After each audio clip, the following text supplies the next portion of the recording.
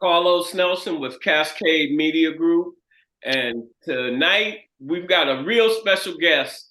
I've been knowing this lady for a long time, sometimes from close, sometimes from afar. But I had talked to her off camera last week. I thought she had not gotten her propers, her flowers, as we like to say, for all the hard work that she has done uh, representing our Kansas City community, as well as people of color and disadvantaged people in general. I'd like to welcome to our show tonight, Miss Gwendolyn Grant. How you doing tonight, Miss Grant? I'm doing well, Carlos. Thank you for having me. Hey, Miss Grant, I asked you just before we got on your title. How about telling our uh, people in our audience what you do with the Urban League? I'm president and CEO of the Urban League of Greater Kansas City. We are a civil rights and human services organization. In addition to our civil rights focus, we provide services to mitigate the disparities that exist between Blacks and whites in the areas of economics, education, health, social justice, and civic engagement. So we operate a variety of education and youth development programs. We do workforce development. We really work hard to connect African Americans to livable wage jobs and career opportunities. And then, of course, we do a lot of work on social justice and racial equity. What is, first of all, I want to ask you, tell our audience a little bit about yourself. And let's go back to kindergarten to where, yeah, to what schools you went to and where they know who Gwen Grant is and, how you got where you're at. Because I have much respect for you. I argue with people and talk about people all the time. That's my business. But that doesn't mean I don't have a lot of respect for you. And I think I said to you and Eric Wesson, I think every time I've seen y'all on media or in public, you represent our community the way it should be represented in a very dignified, very intelligent way. Well, thank you. Thank you. Yeah, I grew up here in Kansas City on the east side where I still reside. I've lived here all of my life, with the exception of 1 year. I relocated to take a position in Jackson, Mississippi, and I hated Jackson, Mississippi, and came back to Kansas City after a year. But I grew up, I went to a school, the elementary school I went to no longer exists. It was called Yeager Elementary School. It was located on 19th in Indiana, just at where there's the, now I think it's close to, there's that lumber company over there. And so now there's a bunch Ham of lumber. Ham lumber, but there's like on that corner, at least the last time I drove through there, they have, it's kind of like a lot for a parking lot for the big trucks. Those big trucks. Yeah. So that used to be Yeager Elementary School. And I lived a few blocks away from there on East 20th Street, right off of Indiana. So I went to school at Yeager, and then I went to Lincoln Middle, and I went to Lincoln High School in my freshman and sophomore years. And then I graduated from Westport High School, and then went on to MU to college, and came back from MU. Actually ended up completing my bachelor's degree at Park University and my executive MBA degree at Rockhurst University. So tell us, how do you view this last year as it relates to progress for people of color in the country? Well, I actually view the last few years probably not through a lens of progress, but of more of regression. I'm very much concerned about the future for Blacks in this country, where our education systems are under attack by the likes of Donald Trump and Ron DeSantis, and what's going on here in the Missouri legislature relative to censoring the education system and impeding our teachers from having the academic freedom to teach whatever they want in the classroom, and saying that any curricula that includes references to race and LGBTQ and CRT, meaning critical race theory, and anything that basically teaches the real history of America, which includes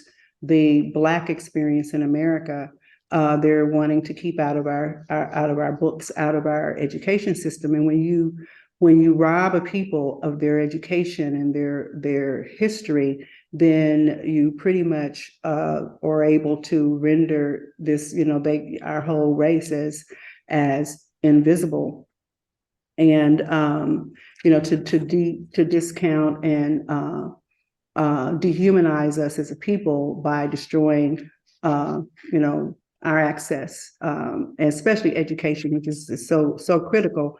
And then we look at other issues such as the mass incarceration of Black people, particularly Black men, and the homicide rates in our community, the high rates of incarceration, the high rates of racial profiling, the blatant discrimination that takes place in law enforcement, and just what seems to be an increase in the number of excessive and deadly force incidents that are perpetrated against Black men, unarmed Black men. All of those things are really quite troubling to me. And we publish every other year, biannually, we publish the State of Black Kansas City report, where we look at how much progress, we measure the progress that we've made in comparison to whites in those areas that I mentioned previously: economics, education, health, social justice, and civic engagement. And what our data show is that we have made the least amount of progress in the areas of economics and social justice. And so in the past year, when I look at that and look at that lack of economic progress, while we have made some, it's been either static or, we're just kind of going back and forth, versus a lot of forward movement. And so I talk about that in the study. In my executive summary, I talk about the fact that if we continue to do the same things that we're doing now at the same pace, then, and so as I was saying, with regard to the amount of progress, the lack of progress that we've made, especially economic progress, our study shows that it would take us 228 years to close the economic gap. And so that means that we have to have some extraordinary change to truly achieve the level of progress that will close the racial wealth gap in America.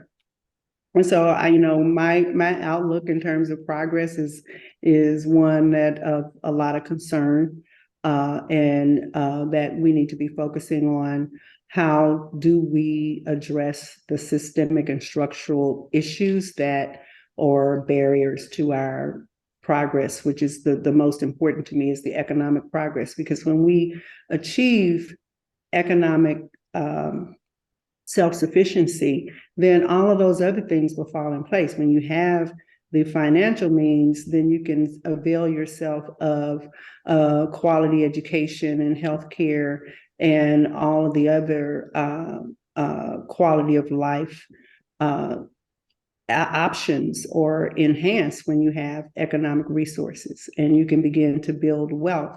For our community, we pass poverty from one generation to the other, and our white counterparts, pass wealth from one generation to the other.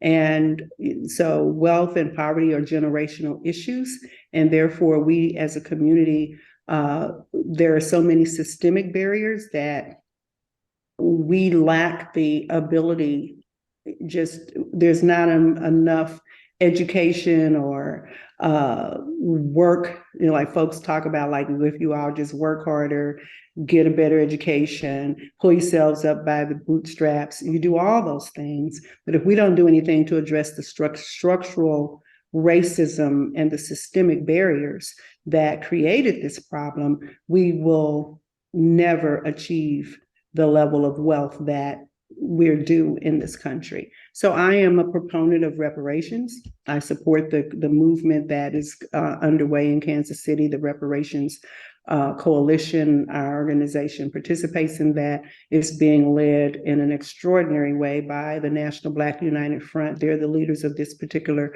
coalition and trying to get a reparations, and they did get the city council to pass a resolution to form a reparations commission to study that, what areas, how we might pursue reparations in Kansas City based on the harm that has been done in Kansas City to create this, these persistent and pervasive economic barriers.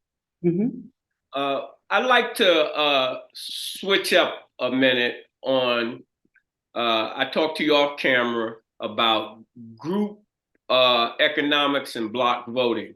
And I get lost in my conversation sometimes. I talked to you about 1978 when I moved here and I went down the ballot with Freedom because I didn't know the candidates. They represented the community. And one thing I know, I benefited because I came here, I started painting for $25 a day, but you had Alex Harris running MoCan. We had about 40 or 50 contractors. You had Charles Hasley and Bobby and them handling the politics. And there was no meals being served downtown unless the Black community was at the table. School board, city council, county, or whatever, because we had that block vote. And by the time the majority communities finished duking it out, we put our vote, who was giving us some food, and we decided the issue, no matter what it was.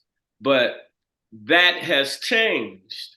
And I think we know why it's changed, but I think it's time for us to get back on track because group economics, you have people like Highland Dairy and all these different people delivering millions of dollars worth of goods to our school systems and what have you. And what are they doing in our community? How are they giving back to our community? It seems like that's not happening. And I think there's too much discussion on these issues, and nobody really wants to follow logical solutions. And logic is simple. Block voting, group economics gives you a seat at the table. So that's real simple. Who's responsible for delivering that? Who's responsible for delivering what? Block voting, changing the system here?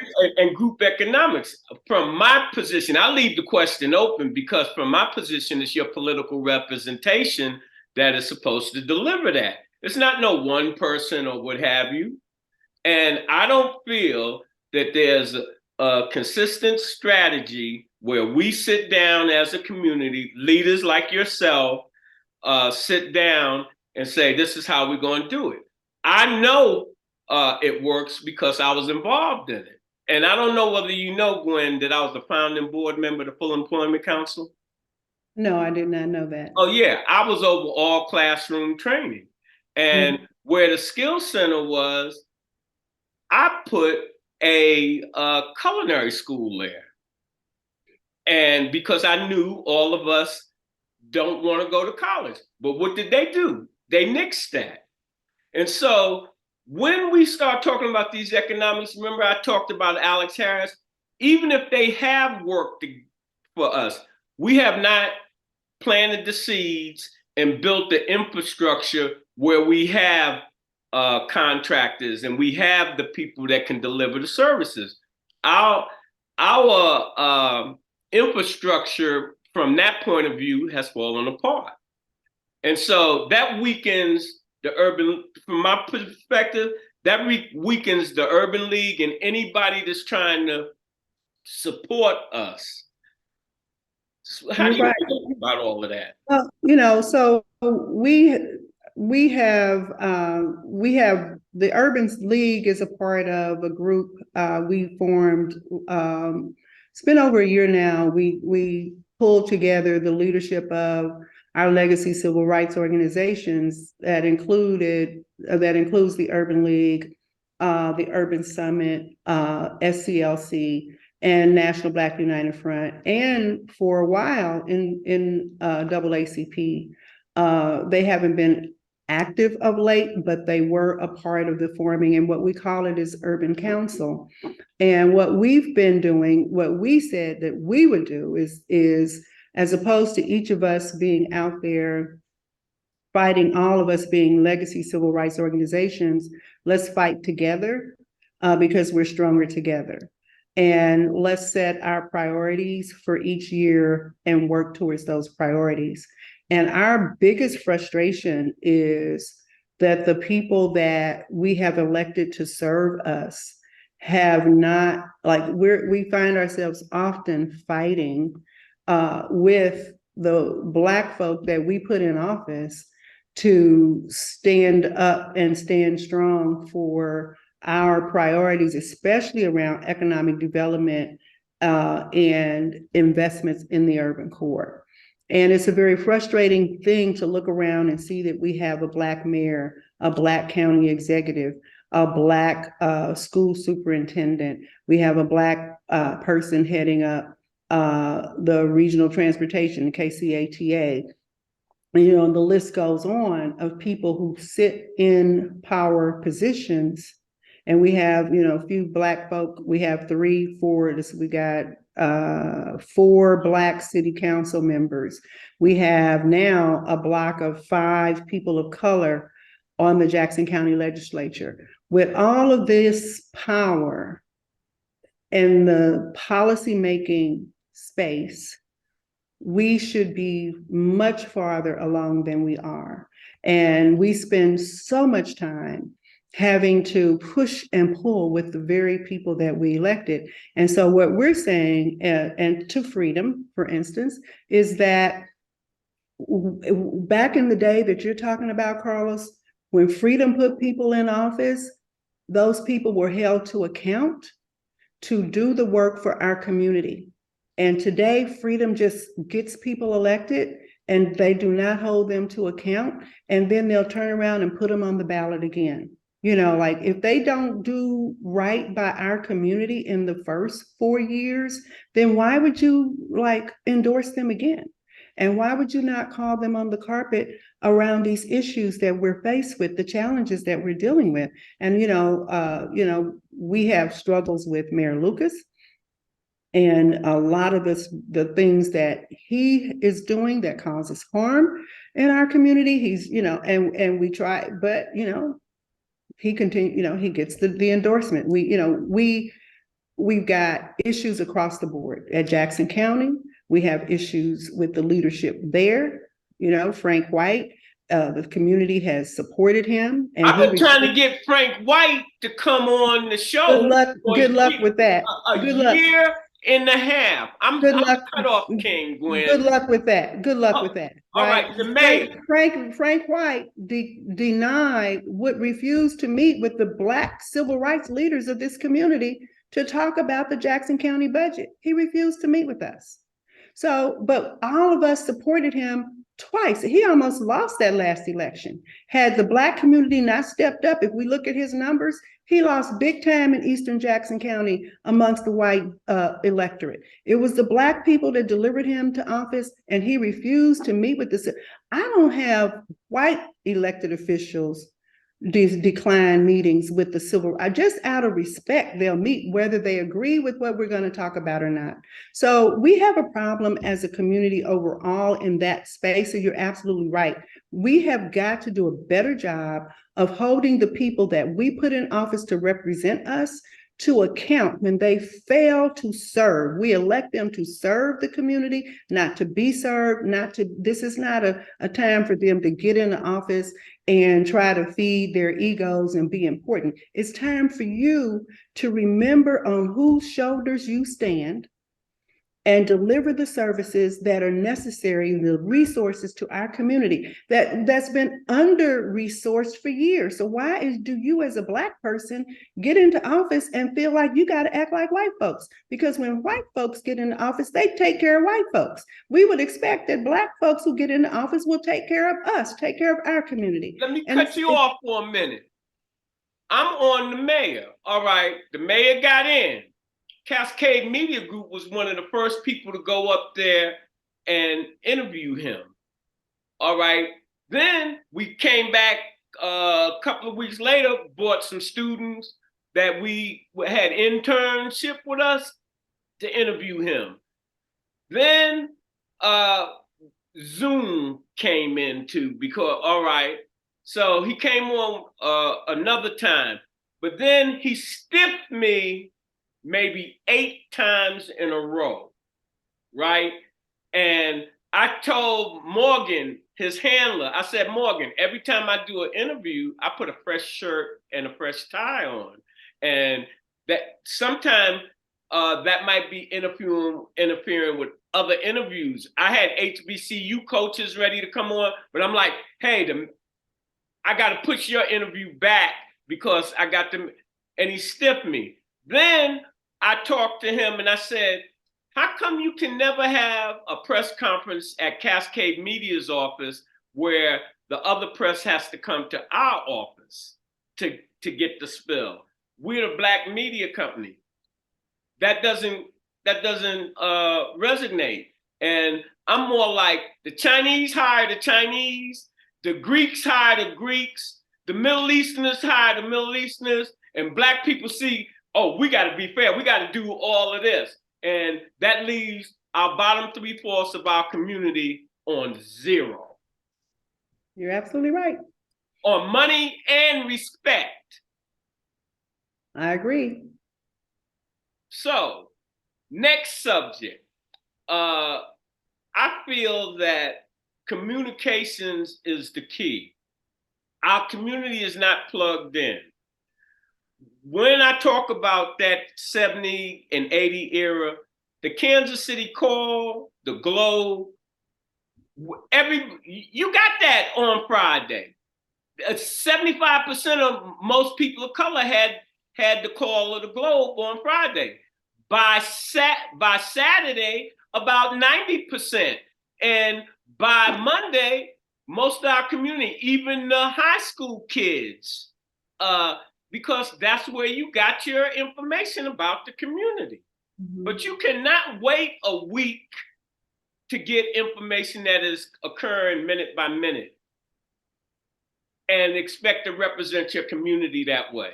And so I'm befuddled about Cascade Media Group, and you can check it out. We are the largest Black-owned digital media on this planet that do what we do.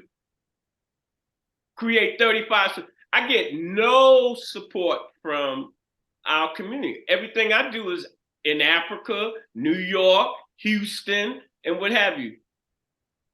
What would you say about that picture? I don't know that I have an answer for you, Carlos. I'm saying as it relates to communications. Yeah, I think that, it just kind of speaks to the bigger problem of our, the entities that have the resources to invest in Cascade Media, especially in the public, the city of Kansas City, Missouri, Jackson County, they do advertising and posting and all of that, and they don't spend any dollars with the Black Kansas City School District. Yeah. We've been covering their sports since 2008. We've never got an advertisement from them. And you've asked them for them? Met with them a bunch of times. This is what they do. And I put it with the city. You got BizCare and you got all this stuff. These administrators put Black people in these positions to say that these are Black programs, But when they out of office, those programs and all of that disappear. And they start all over. All I see in our community is a bunch of t-shirt wearing with a lot of colors, black this, black that. You got consultants running around here talking about how to build the business. What business have they ever built? None. Yep. It's sickening. And then when someone like me comes along, it's like, here comes that Carlos talking that black stuff, here disturbing my peace and all of that type stuff. And I refer back to what you say. Whose shoulders are you standing on? Your great grannies and grandpas, they would turn over in their grave how you covered in money, and instead of you staying in your community and investing in your community, you're running all out here and there, thinking you got something. But then when you come back, your community's gentrified and you can't even move in because the majority of the community made the housing so expensive you can't even afford to go where you grew up. Yep. Yep. It's a sad commentary. I don't have the answers for you, Carlos. I know I see it all the time. All I can speak for is the Urban League. We have not placed ads with you, and I'm very transparent, but this is a wake up call for us. So I'll have my marketing person reach out to see how we can take advantage of Cascade Media Services. But because it does align with our principles and values, I am very, very intentional and focused about buying Black and hiring Black people, hiring Black contractors to do work for the Urban League. Most of the folks that I contract with for a variety of services for the Urban League are Black people. And so, that's the way that I govern myself. And the We Bank Community Credit Union has opened up, and I've talked to my board, and I just made it real clear, we're going to have to put money in that credit union, and everybody's on board with that. So we're going to put money in that credit union that is Black owned, Black led, about our community, and support that. That's something that we must do. It is the right thing to do. So, I feel you on that, and I do try to we ask for a lot because we are a small nonprofit, and so typically we are seeking pro bono type of media support because we don't have large marketing budgets. But when we can afford to pay for media, then I want to spend our media money with Black owned media. So we invest. I mean, we're doing on a small scale some marketing and outreach with KPRS, KPRT. And then the young Black gentleman, Ryan Sorrell, who has founded his digital, the KC Defender, one of the young activists, and his digital news paper is really growing and speaks to. We got to carry that on our network then. Yeah, you need to get Ryan and have a conversation with him. He was featured in an article in the newspaper today, in the Star, and he's a very brilliant young man. And he's bootstrapping his digital newspaper. So Carlos, you could probably be a great resource to him, and vice versa, because he has that really young activist following, and they go to him for the news. That's where they go to get their news. And it's very refreshing to watch. And so we support his business and his business model. And so, we will take a look at what we can do with Cascade Media. No, we're getting ready. Hold it. You mentioned one thing. I'm not in this daggone space, but I'm getting in there. We're going to do some pro bono stuff because I talked to you before this interview about us doing some type of partnership and some type of thing, because we're in every city in the United States that have high Black populations. And I think that I don't know how the Urban League works from the top down, but I think that you have a lot that some of our other cities would like to hear you on how you see things. You've been around the corner about a dozen times. I think that you have a jaundiced eye on what is, how the education, the economics, and all of that. And I think that you have a lot of young up and coming at the Urban League that if they can get some exposure and people can hear what they have to say, some minds might be changed. Yeah, I hope so. I appreciate that. I hope so. Yeah, and yeah, the Urban League of Greater Kansas City, we are an affiliate of the National Urban League. We have some 90 plus local affiliates serving 36 states and the District of Columbia. So we're a pretty large organization. We are not chapters, which means that, the Urban League of Kansas City, we're incorporated in the state of Missouri. We have our own independent 501c3 nonprofit status, and we are solely responsible for generating our own wealth. We're not funded by the National Urban League in any way. We do operate, they do often engage us in subcontract grants, like they'll go out and get some big grants and then subcontract with us to deliver the services in our local communities, because they don't operate programs. They are the national, they were the first affiliate founded. And so they hold the brand, they hold all of that. And, Can you give me a 30-second close? And we got about a minute left. A 30-second close? I don't know, Carlos. What do you want me to talk about? Say? Our closing is when you invest in your community, you're really just investing in yourself. What's your slogan? The Urban Leagues, ours is empowering communities and changing lives. That's Hey, that's perfect to close on. Yeah, that's what we're working to. We're fighting. Basically, our thing is that we're fighting for you, and our work is designed to empower African Americans and other disadvantaged persons to secure economic self-reliance, parity, power, and civil rights. That's what we do. That's what we work towards every day. Plum, please, and pleasure having you on the show. I stole that from Jim Watts. Okay. As we close, when you invest in your community, you're really just investing in yourself. Good night. Program is brought to you by the Kansas City Business Association.